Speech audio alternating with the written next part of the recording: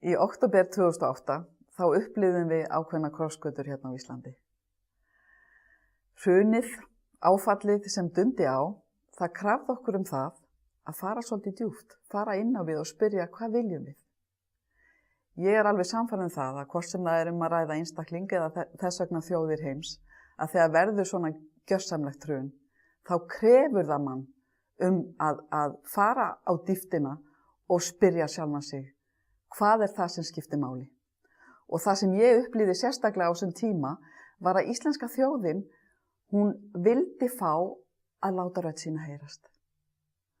Og það skipti miklu máli að almenningur fengi að koma fram með þau atriði sem skiptu máli.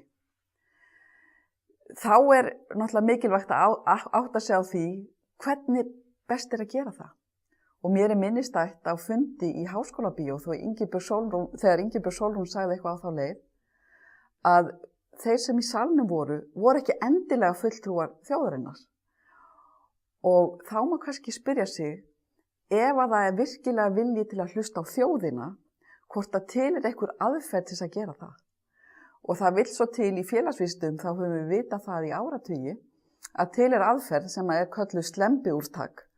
Aðferð sem leyfir manni að kallast á við þjóðina.